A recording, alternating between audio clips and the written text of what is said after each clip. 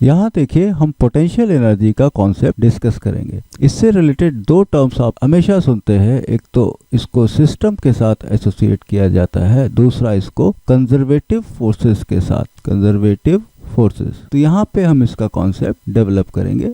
एक system of particle लेते हैं और इसके लिए वर्क एनर्जी थ्योरम लिखते हैं। Work done by all forces for a system of particle, for a system ये होता है change in kinetic energy of the system. अब देखिए ये सिस्टम है, ये सराउंडिंग हो गई। तो सिस्टम की बात कर रहे हैं तो कुछ फोर्सेस जो इसके अंदर लग रहे हैं उनको हम इंटरनल फोर्स बोल रहे हैं, जो बाहर से या बाहर की ओर लग रहे हैं उनको हम एक्सटर्नल फोर्स बोल रहे हैं। तो इसको हम इस फॉर्म में लिख सकते हैं। इस वर्क को हम डिवाइड कर सकते हैं दो पार्ट में। Work done by all forces, external forces on the system, plus work done by forces internal to the system equals change in kinetic energy of the system. System word drop कर रहे हैं, बार बार लिखना पड़ रहा है।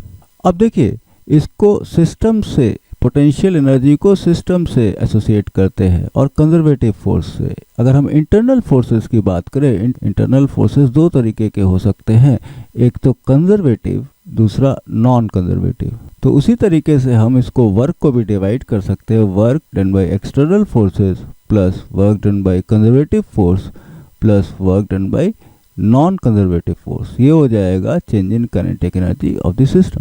अब देखिए कंजर्वेटिव फोर्सेस के बारे में पढ़ चुके हैं कि work done by conservative force path independent होता है, मीन्स फाइनल और इनिशियल पॉइंट पर ही डिपेंड करता है।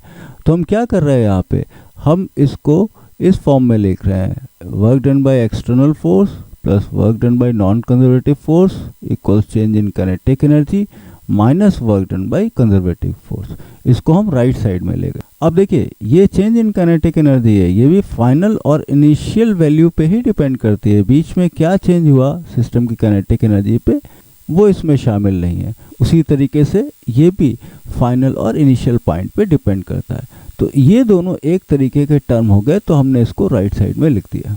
और चूंकि ये जो टर्म है WC इनिशियल फाइनल वैल्यू पे डिपेंड करता है, इसलिए हम इसको चेंज के फॉर्म में इसको भी हम डिफाइन कर सकते हैं। हमने इसको पूरे को हमने डिफाइन कर दिया change in potential delta U final energy minus initial potential energy.